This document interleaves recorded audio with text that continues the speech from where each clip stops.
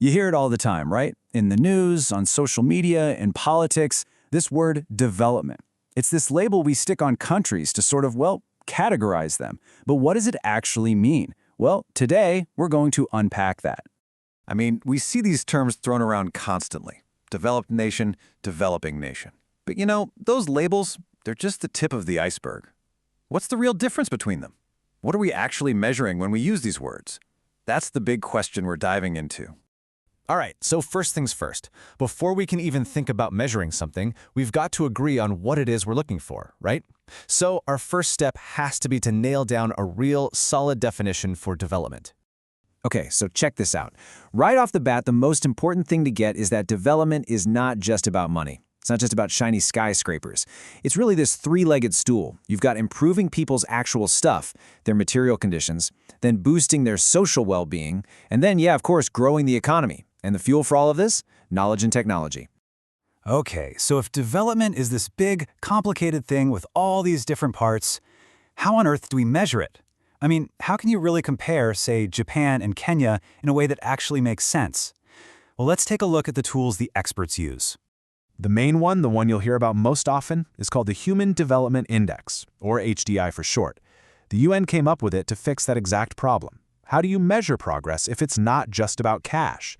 So, the HDI kind of bundles a few key things into one single score, which gives us a much, much richer picture of how a country's people are really doing. So what's in this HDI score? Well, it's basically built on three big pillars. First up is health. Pretty simple. They look at life expectancy. How long are people living? Second is knowledge. Are people getting an education? And third, the one we always think of, is the standard of living. That's the economic piece of the puzzle. But that kind of begs the question, right? How do you even measure a decent standard of living? That sounds, well, pretty broad. And this is where we need to get a little more specific and talk about some of those economic terms you might have heard before. Okay, so you've definitely heard of GDP, gross domestic product. Think of it like this. It's the price tag on everything. Every car, every coffee, every app, produced within a country's borders in 1 year. The key word there is within. It doesn't matter who owns the company. If the factory is physically in that country, it counts towards its GDP. But then there's this other one, GNI, or gross national income. And this one's a little different. It follows the people and their businesses, not the place. It adds up all the money made by a country's citizens, even if they're earning it overseas. Then you just divide that whole pot by the number of people to get an average. So yeah, GNI follows the money back home, while GDP stays within the borders. So to really boil it down, GDP is what's made in the country, GNI is what's earned by the country.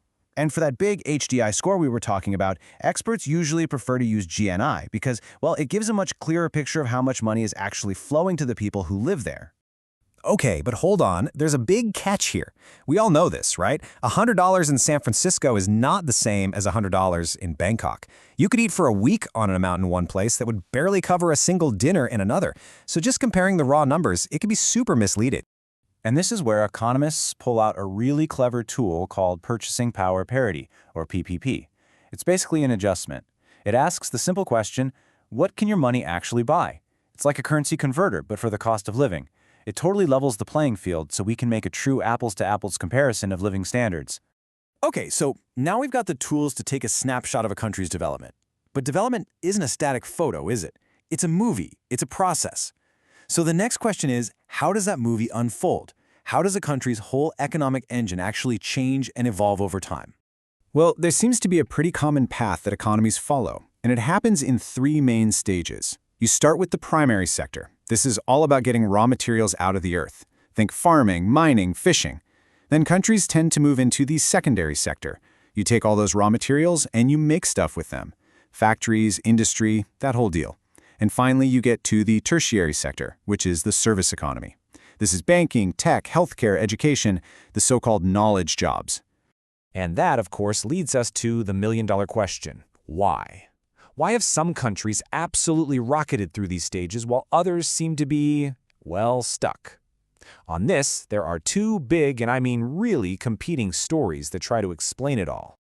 On one hand, you've got Rostow's model. The best way to think about this one is as a ladder of growth. It's a really optimistic view. It basically says that any country, literally any country, can become developed if it just follows these 5 specific steps. You start at the bottom as a traditional society, and you climb your way up, rung by rung, until you reach the top, the age of high mass consumption. But then, you have a totally different perspective from Wallerstein's world systems theory. He says, nope, it's not a bunch of separate ladders. It's one big global system, and it's kind of rigged. He sees the world divided into 3 tiers: a rich, powerful core, a poorer periphery that supplies the raw materials and cheap labor, and a semi-periphery caught in between. And here's the kicker. His theory argues that the core stays rich because it exploits the periphery, which basically keeps them from climbing that ladder. So you see the huge difference, right? Rostow says, hey, everyone can make it if they just follow the recipe. Wallerstein says, not so fast. The game itself creates winners and losers. One theory is a ladder that anyone can climb. The other is more like a pyramid that's really hard to change. And which one you think is closer to the truth has massive implications for, well, everything. But let's take a step back for a second. We've been talking a lot about money and economies. But remember what we said at the very beginning? Development is about way more than just that. To really get the full picture, we have to bring people and their well-being back into the equation. Yeah, to really understand a country's health, you have to check all of its vital signs. Social stuff like literacy rates, that goes right back to that knowledge pillar of the HDI. Demographic stuff like life expectancy or how many babies survive infancy, that's a direct measure of health. You can even look at things like the quality of roads and access to electricity to get a real feel for that standard of living. They're all absolutely crucial pieces of the puzzle. And look at that, we've come full circle, right back to where we started. That first definition we looked at suddenly makes a whole lot more sense, doesn't it? You can see how all these different threads, the social, the demographic, the economic, all weave together to create this bigger picture of what it truly means to improve people's lives. So I'll leave you with this final thought to chew on.